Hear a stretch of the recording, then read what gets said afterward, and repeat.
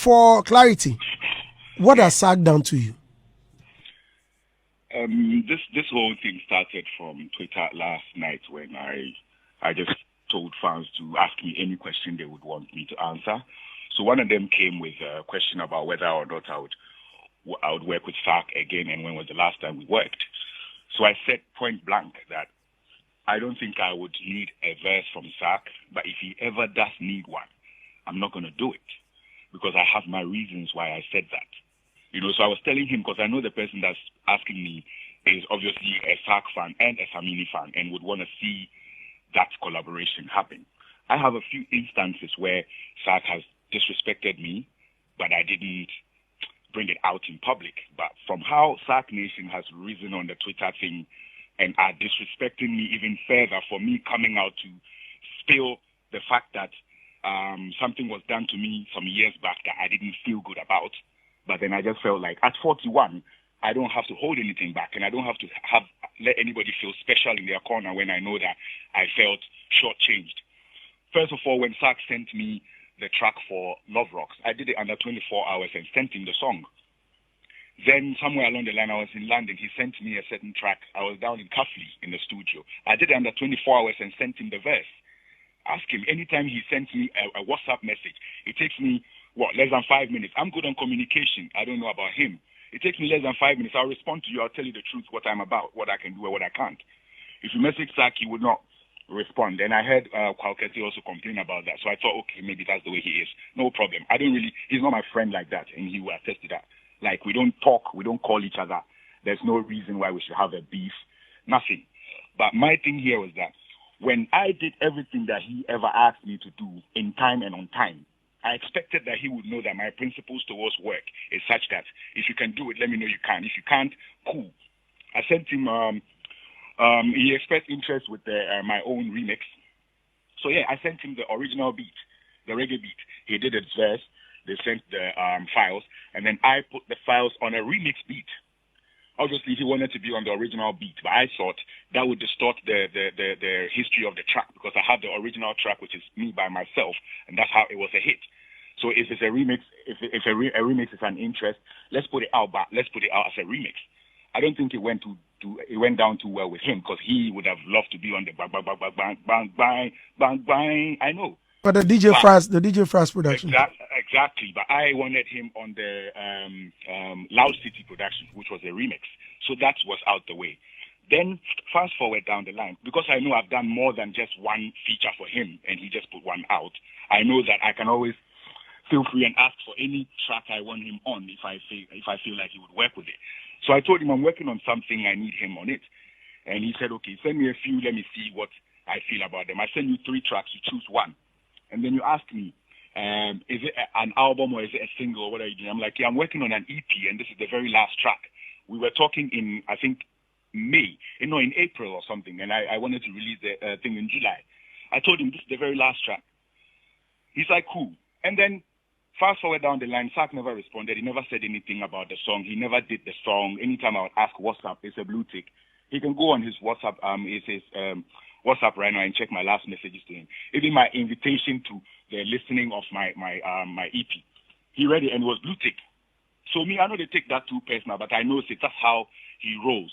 But when the fans came at me, like, okay, why am I feeling too entitled by saying, hey, I asked him for a verse and he didn't do it? Here's the background to what I mean by I would not expect to do anything with him, because if I ask him for a track or if I have an arrangement for him to send me a track, he would delay me.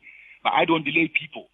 Luckily for me, I don't need anybody's verse or anybody's chorus to make a hit song. You can play my catalog. The only song I have on my catalog that's a hit song featuring someone else is Wizkid's Time Bomb. Yes, reverse the roles. You can tell me how many Sark songs that has people on there. That's what I told his people on the Twitter platform, because they were getting me furious by making me feel like me from 2001 is kissing Sark's backside, Sark from 2009 for a verse. When fans are those that ask for these things, otherwise I per se, if you check my catalog, I would not need an additional voice on my song necessarily to make any waves. When I put him on my own remix, where did it go? It could not surpass my own itself. that is the strength I have over my creativity. You know, I don't have anything against Sark, which is what I said in the tweet. Okay. But I was offended the way he treated me, and that is where I pegged him from that time till today. I don't message Sark for anything. He doesn't message me for anything. Okay, Samini. Going forward, I would not seek a verse from him, knowing how he can delay and distort my plans. Okay, so Sark, all right. So with all this, so your fury is not about Sark, but rather the fans. Is that what? Yes, it's not about Sark. It was about the fans because I explained to one fan who asked me a question: would you ever do a song with Sark? And I don't feel like it's time to close.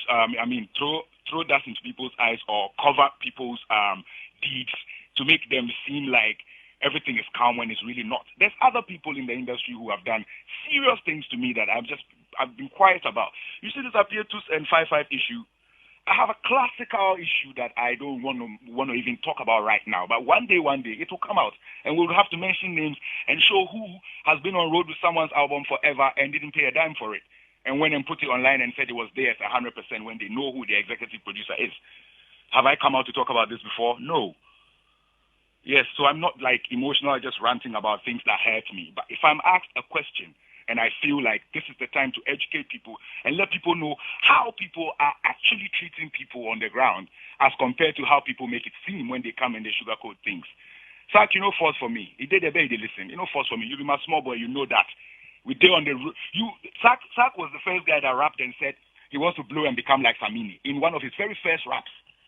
Later on, when he went out and said, Kobisa Yogi Dogi de Sonny Bali de Kobisa Sonny Bali de Yogi de Samini. I mean, besides, said, then I Yogi de Samini. No. After about radio, so they asked him, he said he's not really a Samini fan, so he doesn't really listen to the songs like that, so he doesn't know the song they're talking about. Same guy that said in his earlier freestyles that he wants to be like Samini. Guess what? Here is the Samini in 2023 still, my guy. Don't play.